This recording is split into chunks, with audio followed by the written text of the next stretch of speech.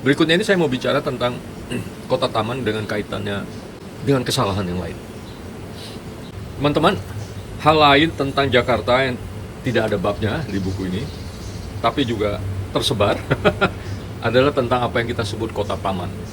Mengapa saya nggak penting ini? Karena sebetulnya menurut saya, ada kesalahan penggunaan istilah itu, atau reduksi makna yang menurut saya berbahaya. Menteng misalnya kita tahu disebut kota taman pertama oleh sejarawan almarhum Adolf Eucken. Ya.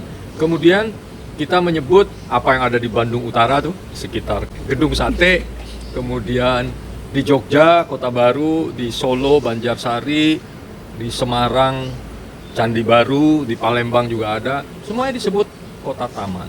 Bagi kajian perkotaan, Garden City, kota taman itu suatu istilah yang merujuk ke tulisan Ebenezer Howard yang ditulis di akhir abad 19 tentang yang disebut kota taman. Tetapi makna kota taman dia tuh beda banget gitu. Sekarang lebih gawat lagi, semua real estate yang banyak taman, banyak hijaunya disebut kota taman. Padahal kalau kita melihat buku ini, tidak ada gambar-gambar tamannya. Jadi buku ini hanya mengandung 4 gambar. Gambarnya itu juga bukan tentang taman gitu. Di buku ini sebenarnya ada 5 gambar tuh. Satu gambar skematik tentang 3 magnet yang membentuk kota yang baik menurut orang ini. Kemudian gambar skematik kota taman dengan lingkungan pedesaan.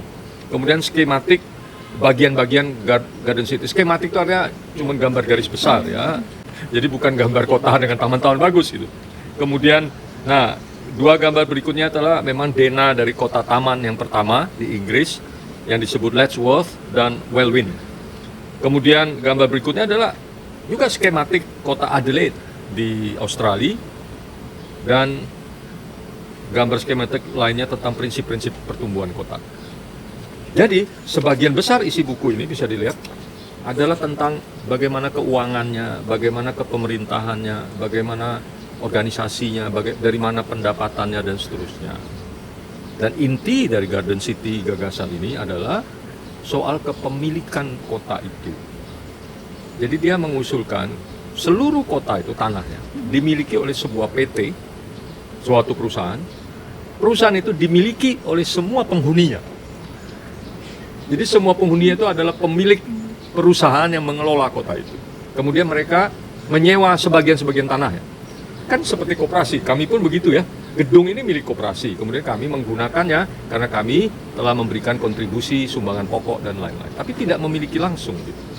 Jadi dengan demikian, keputusan-keputusan tentang kota itu terkendali, termasuk ruang-ruang hijaunya. Banyaknya ruang hijau itu karena dia menganggap perlu ada keseimbangan antara kegiatan perkotaan yang kadang kita sebut perdagangan, industri, dengan kegiatan pertanian. Karena menurut dia pertanian itu penting untuk membuat kota itu setidak-tidaknya bisa memenuhi kebutuhan pangannya minimal sendiri.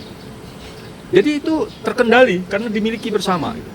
Nah, kota-kota taman yang tadi kita sebut atau yang disebut kota taman, nggak ada yang dimiliki bersama kan? Setiap orang cuma memiliki kaplingnya. Dan karena itu kita lihat di Kebayoran Baru, yang namanya ruang terbuka hijau itu kan akhirnya tidak bertahan sebagai ruang terbuka karena tidak dikuasai oleh orang-orang itu. Jadi kepemilikan bersama dan organisasi bersama yang independen tentu kemudian dia menjadi bagian dari daerah yang lebih besar, apakah itu kabupaten atau apa. Tapi intinya semua orang memiliki kota itu secara nyata, bukan memiliki dalam pengertian gue tinggal di sini, gue punya KTP, tapi memiliki secara keuangan dan mengendalikannya. Karena itu memang penduduknya tidak dalam jumlah yang banyak, sehingga kalau rapat masih bisa dilakukan bersama.